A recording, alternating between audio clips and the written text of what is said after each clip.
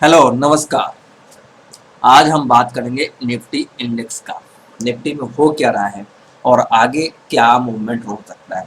तो Nifty clear cut manipulation के रास्ते पे चल रहा है और मैनिपुलेशन के लिए तीन चीज़ों को ध्यान से देखने वाली चीज़ है। तीन हम मैं इसको कैटेगराइज करूंगा, मार्केट को निफ्टी 50 के स्टॉकों को कैटेगराइज करूंगा।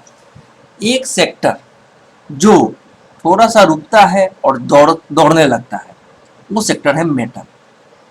और दूसरा जो सेक्टर है उसमें दो कैटेगरी, दो अलग अलग सेक्टर है। दूसरे कैटेगरी में दो अलग अलग सेक्टर है, एक है आईटी और एक है फार्मा। जब आईटी चलता है तो फार्मा रुक जाता है, जब फार्मा चलेगा तो आईटी रुक जाएगा, और जब मेटल रुक जाएगा तो ये दोनों चलने लगेंगे। इस तरीके की कैटेगराइज करके आप मार्केट को देख सकते हैं।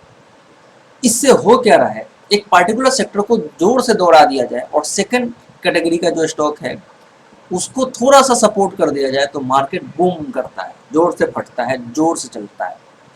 उस केस में हर जगह तेजी दिखती है, लेकिन उसके पीछे कुछ और कहानी हो रही होती है। अभी हमने जितना 2 अगस्त के बाद जितना भी मंदी का प्रेडिक्शन किया था उसमें स्मॉल कैप मिड कैप के स्टॉकों को खूब खूब धोया गया, और ऐसा नहीं लार्ज कैप के स्टॉकों को भी धोया गया। फार्मा में देखिए बहुत जोरदार मंदी हुई, फार्मा को जोर से डंप कर दिया गया है, सबका आरएसआई घट के बिल्कुल 40 के नीचे घुस गया है और आईटी को जोर से खींच दिया गया। इससे हुआ क्या, इंडेक्स में अच्छा खासा तेजी हो गई और स्टॉक स्पेसिफिक सेक्टर स्पेसिफिक धुल गया। और मेटल जो बीच में मंदी करके फिर तेजी करता है, फिर तेजी मंदी कंसोलिडेशन कर रहा है ऊपरी लेवल पे, मई के हाई से ऊपर नहीं गया है। कुछ चुनिंदा स्टॉक ऊपर गए हैं, बाकी के कोई भी मई का जो हाई बना था मेटल में 7 मई के आसपास, उस हाई के आसपास ही कंसोलिडेट कर रहे हैं बहुत सारे स्टॉक, और कुछ टाटा स्टील जैसा स्टॉक ऊपर गया है। तो कुछ ऐसे स्टॉक हैं। तो ये मेटल अगर रुक जाए और आईटी फार्मा एक दूसरे को, कभी एक आईटी चले तो कभी फार्मा चले और मेटल रुक जाए, तो मार्केट क्या करेगा, कंसोलिडेट करेगा। लेकिन ये दो सेक्टर आईटी एंड मेटल में गिरावट शुरू हो जाए, फार्मा ऊपर की तरफ चलने लगे, तो उस समय आपको कंसोलिडेशन दिखेगा। तो बाजार का अभी जो सिनारियो है, अगर करंट सिनारियो की मैं बात करूं, तो करंट सिनारियो ये है कि निफ्टी में फार्मा सेक्टर ओवरसोल्ड रेडी में चले गए हैं। डॉक्टर रेड्डी जैसा स्टॉक 5600 वाला 4600 मिल रहा है। तो कहीं ना कहीं ये ओवरसोल्ड में जाने के कारण एक पुल बैक रैली आ सकता है, और वहाँ पे आपको अगर उसमें पुल बैक आएगा तो आईटी अगर थोड़ा सा भी रुक जाए तो आपको कंसोलिडेट होते हुए दिखेगा, और आईटी और मेटल दोनों गिरते हुए दिखे तो आपको इंडेक्स में भी गिरावट दिख सकता है। तो यहाँ पे तीन सेक्टरों के साथ मिल करके खेल हो रहा है, और मेटल में जब रिवर्सल जोर से आएगा नीचे की तरफ, जो as for astrologically time near about है, कल के वीडियो में मैंने बोला था एस्ट्रोलॉजिकल व्यू मैं दूंगा, ऐसा मुझे अगले 10 दिन में क्या दिख रहा है।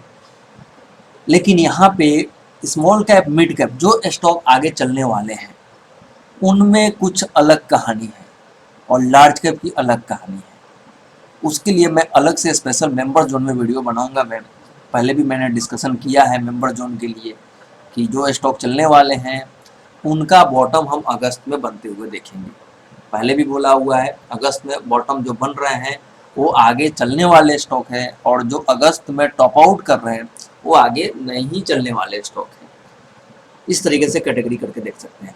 तो फिलहाल निफ्टी का ट्रेंड पकड़ने के लिए आपको ये दिख रहा है कि दो को ओवरबॉट करके, आप देख रहे हैं Bharti Airtel, Tech Mahindra, Infosys, TCS, IT and telecom को ऊपर खींच करके और मेटल को ऊपर खींच करके डंप जो किया गया है stock, Cipla, doctor Reddy, CD cement, hero motor, UPL, Maruti, Grasim, ये सारे स्टॉक क्या हैं, ये आने वाले टाइम में तेजी कर सकते हैं। और इनसे होगा क्या कि ओवर सोल्ड वाले स्टॉक ऊपर आएंगे और ओवर बॉट वाले थोड़ा सा रुक जाएंगे, तो उस केस में मैनिपुलेशन देखेंगे, कंसोलिडेशन देखेंगे इंडेक्स में, फिर इंडेक्स में गिरावट नहीं होगा। लेकिन फार्मा भी ऊपर आ गया और ऊपरी लेवल पे मेटल एंड आपका आईटी कंसोलिडेट होते हुए दिखे, और उस 2-3 दिन 4 दिन के अंदर में ये सारे पुल बैक रैली कंप्लीट हो जाए तो सब एक साथ जब गिरेंगे तभी इंडेक्स में गिरावट होगी। तो ये एक साथ गिरने के लिए अभी टाइम नहीं आया है, टाइम बहुत नियर अबाउट है, मैक्सिमम 8 दिन से 10 दिन और लगेगा। फार्मा में भी पुल बैक रैली आ जाएगी, आईटी एंड मेटल भी टॉप आउट कंप्लीट हो जाएगा, तो एक जोर से सेलिंग प्रेशर आ सकता है। फिलहाल इन निफ्टी 50 के स्टॉकों को देख के यही लग रहा है कि कोई ना कोई स्टॉक या पार्टिकुलर सेक्टर निफ्टी को ऊपरी लेवल पे होल्ड करने के लिए हेल्प करेंगे। अगर कोई दूसरे सेक्टर के स्टॉक ओवरबॉट वाले स्टॉक गिरते भी हैं तो ये हेल्प करेंगे। अगर सिंपल सा स्टडी ये इस वीडियो के माध्यम से ये व्यू निकल के आ रहा है। और अगर हम निफ्टी के लिए मैं बात करूं लेवल एनालिसिस का, तो उसके लिए इस हफ्ते का ब्रेकआउट ब्रेकडाउन लेवल पे ध्यान देने वाली बात है। इस हफ्ते में लास्ट वीक में अच्छा खासा गिरावट भी देखा हमने, और हमने लास्ट वीडियो में बोला भी था निफ्टी के लिए स्पेशली लास्ट से लास्ट में कि निफ्टी में जो लो बना है, प्रीवियस लो बना है इस हफ्ते का 16,162, जब तक होल्ड है तब तक तेजी है, ये क्लियर कट बोल दिया था 11th का बॉटम बनने के बाद। और जब तक ये टूटेगा नहीं तब तक मंदी, और यहाँ से हम लगभग 400 पॉइंट, लगभग 300 400 350 पॉइंट ऊपर आ चुके हैं। तो इस हफ्ते का ब्रेकआउट लेवल ध्यान देने वाली बात है। फिलहाल हम इस लेवल पे बाई बिल्कुल भी नहीं करेंगे, क्योंकि इंडेक्स में और खेल चल रहा है। इतना डिस्कशन करने के पीछे यही रीजन है कि कोई ना कोई सेक्टर के कारण इंडेक्स में खेल और चल रहा है, लेकिन स्टॉक स्पेसिफिक और इंडेक्स सेक्टर स्पेसिफिक बहुत अच्छा खासा मार्केट को तोड़ा जा रहा है।